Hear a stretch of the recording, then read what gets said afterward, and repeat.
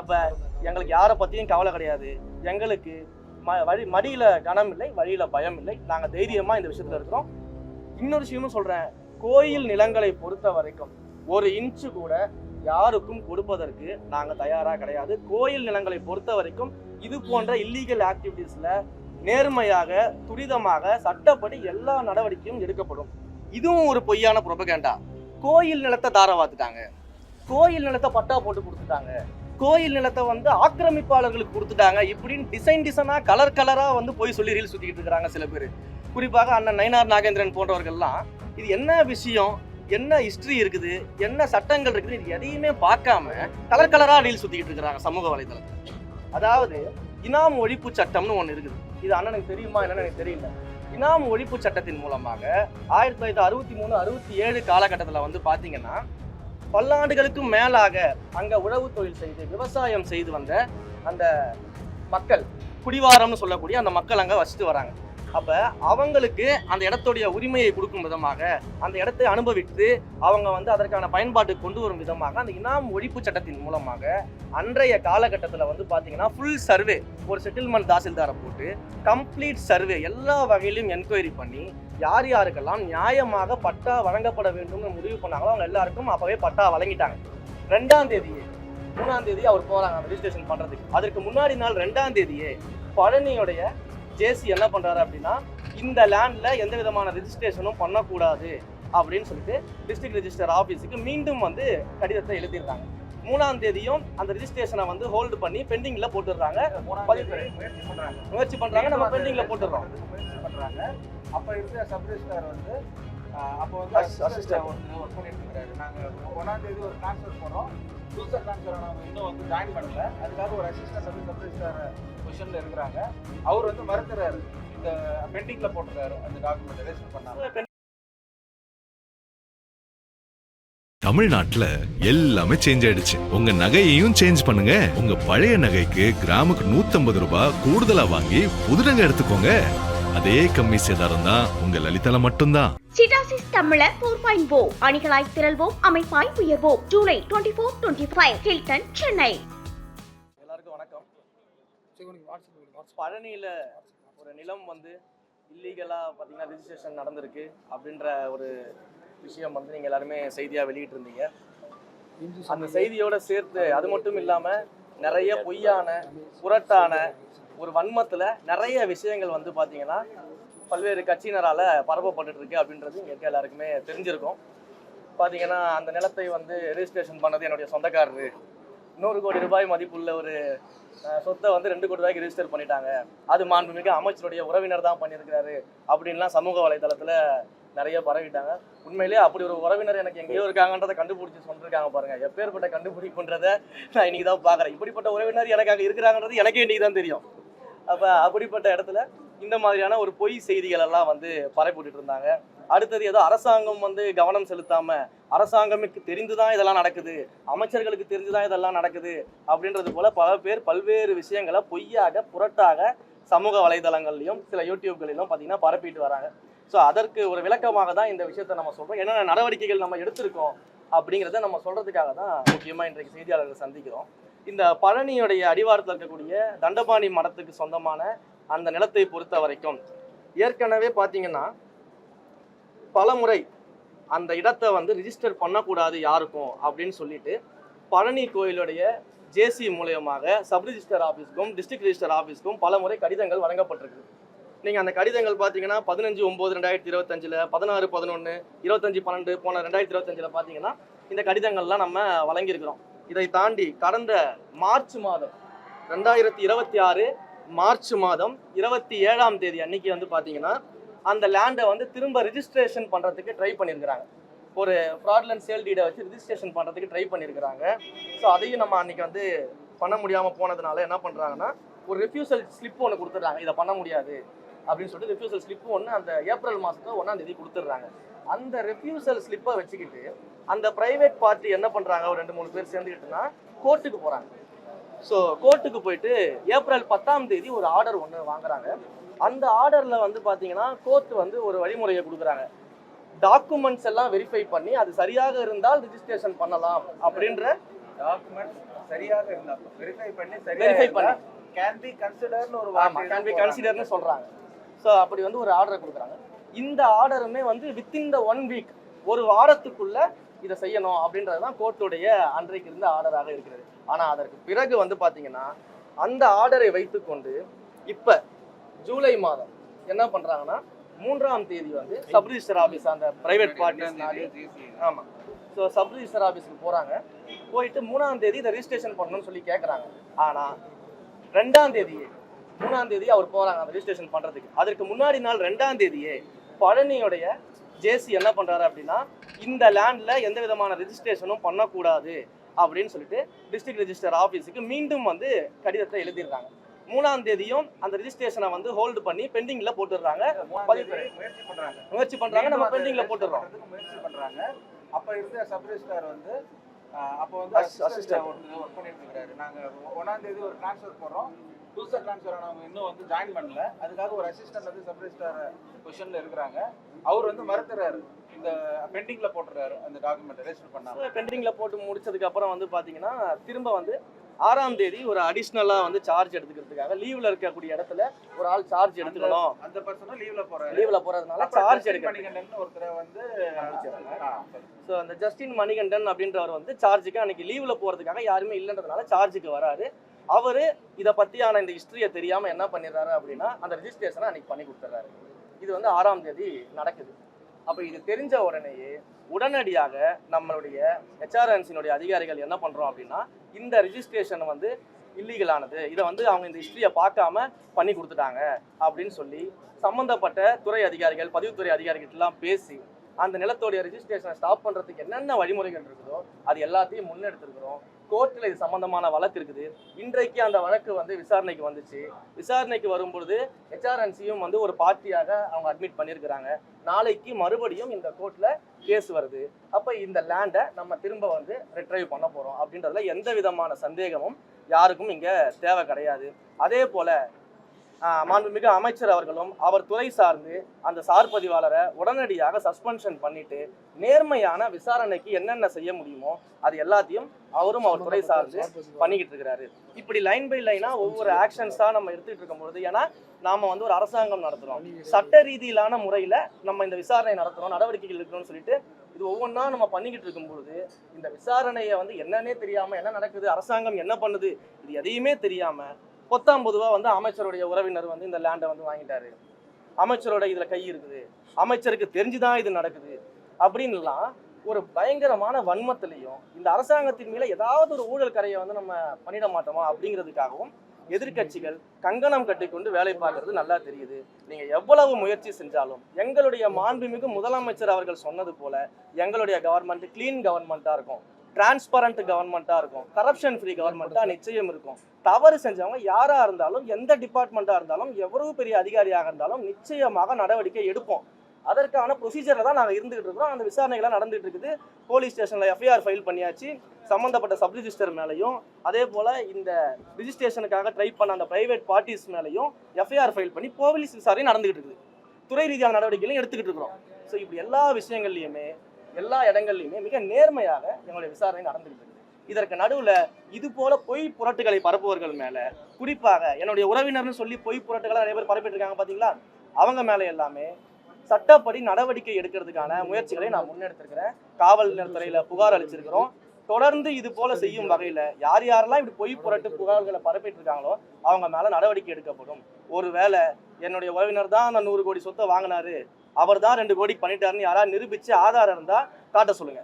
அப்படி எந்த ஆதாரமே இல்லாமல் பொய்யாக புதுசாக ஒரு உறவினரை எனக்கே உருவாக்கிட்டு இருக்காங்க. எனக்கே தெரியாது என் உறவினர் இருக்காங்கன்னு சொல்லிட்டு புதுசாக ஒரு உறவினரை உருவாக்குறாங்க.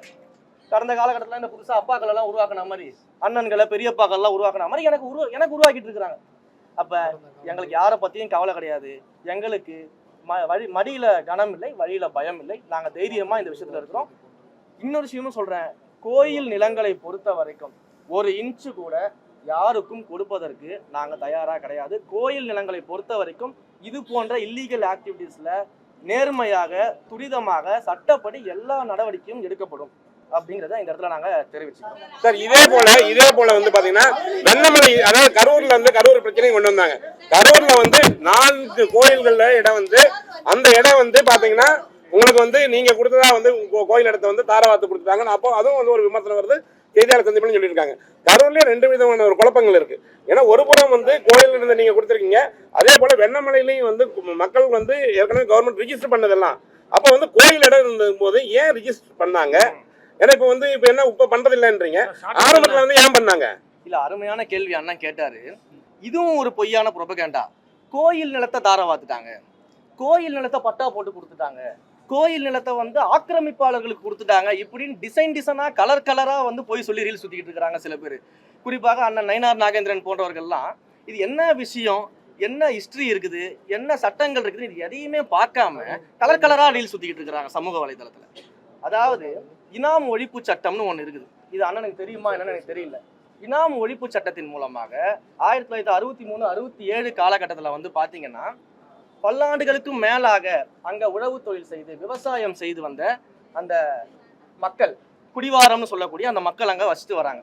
அப்ப அவங்களுக்கு அந்த இடத்துடைய உரிமையை கொடுக்கும் விதமாக, அந்த இடத்தை அனுபவித்து அவங்க வந்து அதற்கான பயன்பாட்டுக்கு கொண்டு வரும் விதமாக அந்த இனாம் ஒழிப்பு சட்டத்தின் மூலமாக அன்றைய காலகட்டத்தில் வந்து பார்த்தீங்கன்னா ஃபுல் சர்வே, ஒரு செட்டில்மெண்ட் தாசில்தாரை போட்டு கம்ப்ளீட் சர்வே எல்லா வகையிலும் என்கொயரி பண்ணி யார் யாருக்கெல்லாம் நியாயமாக பட்டா வழங்கப்பட வேண்டும்னு முடிவு பண்ணாங்களோ அவங்க எல்லாருக்கும் அப்பவே பட்டா வழங்கிட்டாங்க. இவங்க சொன்னது போல ஏதோ புதுசா தாவேக்க ஆட்சிக்கு வந்தோடனே பட்டா போட்டு கொடுத்துட்டோம் அப்படின்றது ஒரு அப்பட்டமான பொய். அது இனாம் ஒழிப்பு சட்டத்தின் மூலமாகவே அவங்களுக்கு பட்டா கொடுத்தாச்சு. பட்டா கொடுத்ததுக்கு பிறகு 60 ஆண்டுகளுக்கு மேலாக அந்த மக்கள் வந்து அங்க வசிச்சுட்டு வராங்க. பல முறை அந்த 60 ஆண்டு காலத்துல பல முறை அந்த மக்கள் வந்து நிலங்களை விற்கிறது, வாங்குறது, லோன் எடுக்கிறது, இன்னும் சொல்ல போனா பல்வேறு இடங்கள்ல கவர்மெண்ட் ப்ராஜெக்ட்ஸுக்கு அந்த இடத்தை எடுக்கும் பொழுது சம்பந்தப்பட்ட நில உரிமையாளர்களுக்கு அந்த பட்டா வச்சிருக்காங்க இல்லையா, இன்னைக்கு அவங்க என்க்ரோச்சர்னு சொல்றாங்க இல்லையா, அந்த பட்டா உரிமையாளர்களுக்கு அரசாங்கமே காம்பன்சேஷனும் கொடுத்துருக்கக்கூடிய வரலாறுகள்லாம் இங்க இருக்குது. அப்ப அரசாங்கமே ஒருத்தர் காம்பன்சேஷன் கொடுக்குறதுனா அவருக்கு ரைட் இருக்கிறதா தானே கொடுக்குறாங்க. அப்ப இதெல்லாம் அங்க இருக்குது. இந்த 60 ஆண்டு காலம் இருந்தவங்கள சில அரசியல் சூழல்கள் என்ன பண்றாங்கன்னா பிளாக் பண்றாங்க. ஏன் பிளாக் பண்றாங்க அப்படின்னா, இதெல்லாம் கோவில் நிலங்கள், கோவில் நிலங்களுக்கு சொந்தமானது அப்படின்னு சொல்லி 1912 அந்த காலகட்டத்தில் இருக்கக்கூடிய ரிஜிஸ்டர்ஸ் எடுத்து வச்சுக்கிட்டு அந்த ரிஜிஸ்டரை மென்ஷனா பண்ணி இஓக்கள் மூலியமாக அன்றைக்கு இருந்த இஓக்களை வச்சுக்கிட்டு லெட்டரை மட்டும் கொடுத்து சப் ரிஜிஸ்டர் ஆஃபீஸ் மூலமாக இந்த இடத்தெல்லாம் பிளாக் பண்ணிடுறாங்க. எந்த விதமான டிரான்சாக்ஷனும் பண்ண விடாம பிளாக் பண்றாங்க, 0 வேல்யூ பண்றாங்க. அப்ப இந்த பிளாக் பண்ணதுனாலையும் டிரான்சாக்ஷன் 0 வேல்யூ பண்ணதுனாலையும் அங்க இருக்கக்கூடிய மக்கள் எவ்வளவு கஷ்டப்பட்டிருக்காங்க, எவ்வளவு போராடி இருக்காங்க, எத்தனை போராட்டங்களுக்கான ஆதாரத்தை நான் கொடுக்க முடியும், முடிச்சிடறேன். ஸோ இந்த மாதிரியான விஷயங்கள் நடந்துட்டு இருக்கும்போது அந்த மக்கள் ஒரு கல்யாணம் காட்சினா லேண்ட் அடிச்சு லோன் வாங்க முடியாது, ஒரு அவசர தேவைக்கு லேண்டை விற்க முடியாது, வீட்டை விற்க முடியாது, எந்த டிரான்சாக்ஷனும் பண்ண முடியாத ஒரு சூழல்ல அவங்க மாட்டிக்கிட்டாங்க. இதற்கான போராட்டம் தொடர்ந்து நடந்துகிட்டு இருக்குது. அதே போல கடந்த தேர்தலில் இதே அதிமுக பாஜக கூட்டணி வச்சு சந்திக்கும் பொழுது இந்த இனாம் விஷயம் தொடர்பாக மக்களுக்கு ஏற்றார் போல நாங்க என்னென்ன நல்ல நடவடிக்கை எடுக்கணுமோ எடுக்கிறோம்னு சொல்லி தேர்தல் அறிக்கையிலேயே கொடுத்துருக்காங்க. ஆனா இன்றைக்கு அவங்க எதிர்த்து பேசுறாங்க, புரியுதுங்களா? அப்ப இந்த மாதிரியான விஷயங்கள் பண்ணிட்டு இருக்கிறோம். இதுல நியாயப்படி நீங்க பாத்தீங்கன்னா மொத்தம் வந்து நம்மளுடைய கரூர் மாவட்டத்தை பொறுத்த வரைக்கும் 3071 இனங்கள் சர்வே நம்பர்ஸ் வந்து பிளாக்ல இருக்கு. அதுல கோவில் நிலங்கள் 2024 சர்வே நம்பர்ஸ் பிளாக்ல தான் இருக்கு. அதை யாராலையும் கை வைக்க முடியாது, ஓகேங்களா? அதே போல பட்டா நிலம் 1167 நிலங்கள் இருக்கு. அதுல வந்து பாத்தீங்கன்னா தெளிவான இனங்கள், கிளியர் கேசஸ் அப்படின்னு சொல்லிட்டு இனாம் ஒழிப்பு சட்டத்தின் மூலமாக பட்டா பெறப்பட்டு இண்டிவிஜுவல் நேம்ஸுக்கு பட்டா கொடுக்கப்பட்ட பிறகு அதற்கு பிறகு வந்தக்கூடிய யூடிஆர்லையும் இண்டிவிஜுவல் நேம்ல அவங்க பட்டா இருக்கும். அதற்கு பிறகு கம்ப்யூட்டரைஸ்டு பண்ணதுக்கு அப்புறமும் இண்டிவிஜுவல் நேம்ல அந்த பட்டா இருக்கும். இந்த 3 ரிஜிஸ்டரையும் சரியாக சரிபார்த்து இந்த கிளியர் கேசஸ் இந்த கேசஸ் மேல எந்த விதமான கோர்ட்டு வழக்குகளும் நிலுவையில் கிடையாது. எந்த கோயிலும் போயிட்டு எங்களுடைய லேண்ட்னு சொல்லி சிவில் சூட் போட்டெல்லாம் வழக்குகளும் நிலுவை கிடையாது. அப்படி எதுவுமே இல்லாத இந்த கிளியர் கேசஸ் இருக்கு பாத்தீங்களா, அதனுடைய பிளாக்ஸை மட்டும்தான், அவங்களுடைய டிரான்சாக்ஷன் இருக்கக்கூடிய பிளாக்கை மட்டும்தான் ரிலீஸ் பண்ணிருக்கிறோம். இவங்க சொன்ன மாதிரி கோயில் நிலத்தை கொண்டு போய் பட்டா போட்டு கொடுக்கல, புதுசா பட்டா போட்டு கொடுக்கல, இதெல்லாம் தான் நம்ம பண்ணியிருக்கிறோம். இதுதான் வந்து இங்க இருக்கக்கூடிய நிகழ்வு. இதை வந்து மூடி மறைச்சிட்டு கோயில் நிலத்தை பட்டா போட்டு கொடுத்துறோன்னு ஒரு பொய்யான ப்ரொபகண்டாவை முன் வச்சிட்டு இருக்கிறாங்க. 3000 சொச்சம் ஏக்கர் டோட்டல் பிளாக்ல இருக்கு. அதுல கோயில் நிலங்கள் 2024 சர்வே நம்பர்ஸ் தான் இருக்கு, ஓகேங்களா? அந்த 2024 நம்ம ஒரு இன்ச்சு கூட கை வைக்கல. இன்னுமே அதுல வந்து நீங்க வெண்ணமலை கோயிலே வரல. வெண்ணமலை கோயில் என்ன பிரச்சனை இருக்கு? அதுல ஏன்னா இதுல வந்து நீங்க வந்து மத்த 4 கோயில் ஏதாவது ஒரு விஷயம் கேளுங்க. 4 கோயில்ல பேசிட்டீங்க. இதே அது ஒட்டிதான் வருது. வெண்ணமலை கோயில்ல என்ன பிரச்சனை? வெண்ணமலை கோயில்ல என்ன பிரச்சனை சொல்லுங்க. இல்ல யாராவது ஒருத்தரா கேளுங்களேன்.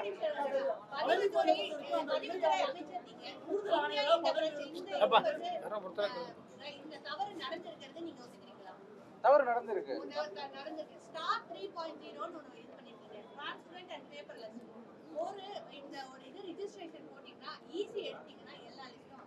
ஒரு கோயில் நிலம் ஒரு ஏக்கர் நிலம் 100 கோடி இருக்கும்போது அந்த லிஸ்ட் எல்லாம் வரும்போது இது வெறும் சப் ரிஜிஸ்ட்ரார் மட்டும் தான் ஈடுபட்டிருக்காங்களா? அமைச்சர் லோகேஷ் அவர்கள் ஒரு விஷயம் நான் சொல்றேன். அவர் சொல்லுவாரு சப் ரெஜிஸ்ட்ரார் இந்த சப் ரெஜிஸ்ட்ரார் தப்பு பண்ணாருன்னு தெரிஞ்சதுனால தான் அவர் வந்து நேற்று சஸ்பெண்ட் பண்ணியாச்சு. அவருக்கிட்ட நம்ம பேசும்போது ஓரலா என்ன சொல்றாரு அப்படின்னா, கோர்ட் டைரக்ஷன் வச்சு நான் அந்த பத்திரத்தை பதிவு செஞ்சுட்டேன் அப்படிங்கிறாரு. என்ன அப்புறம் இப்போ நம்ம வந்து அந்த டாக்குமெண்ட் ஹோல்ட் பண்ணி தான் வச்சிருக்கிறோம். இப்போ என்ன கேட்டீங்க? ஸ்டார் 3.0 அவருக்கு மட்டும் தான் தெரிஞ்சு நடந்துச்சான்றது. இல்ல இதுதான் சொல்றேன். இவர் கோர்ட் டைரக்ஷன் வச்சு பண்ணி இருக்கிறாரு. இந்த கோர்ட் வந்து தலையிட்டு இது வந்து டாக்குமெண்ட்ஸ் கன்சிடர் பண்ணி it can be consider to register அப்படிங்கிற மாதிரி ஒரு டைரக்ஷன் கொடுத்துறாங்க. அதை வச்சு இவர் பண்ணிட்டேன்னு எங்ககிட்ட சொல்றாரு. பட் அது தவறு நடந்தது தான் சப் ரெஜிஸ்டரா நாங்க சஸ்பெண்ட் பண்ணிட்டோம். டாக்குமெண்ட்டை ஹோல்ட் பண்ணிட்டோம். ஆமா அதுக்குதான் சொல்ல ஆமா வரவே இல்ல. அதுதான் விஷயத்துக்கு வரும். அவரு இப்ப அவர் சொன்னது போல அந்த தவறு நடந்திருக்கு. ஆமா அதுதாங்க சொல்ல வர. அவர் நான் கன்க்ளூட் பண்றேன். ஏன்னா ஒரே விஷயத்தை சுத்தி வர வேண்டாம். நான் கன்க்ளூட் பண்றேன். இருங்க இதுல சர்ப்ரைஸ். நீங்க இன்னொரு கேள்வி கேட்டீங்க. சர்ப்ரைஸ் ஸ்டார் மட்டும் தான் இதுல வந்து சம்பந்தப்பட்டிருக்காரான்னு ஒரு கேள்வி கேக்குறீங்க. இவருக்கு மேல யார் இருந்தாலும் இதில் யார் சம்பந்தப்பட்ட துறை ரீதியான நடவடிக்கை எடுத்தாச்சு. இதுக்கப்புறம் விசாரணையும் தொடங்கியாச்சு. இவருக்கு மேல யாராக இருந்தாலும் அவர் மீது என்ன நடவடிக்கை எடுக்கணுமோ அத்தனை நடவடிக்கை எடுக்கப்படும்.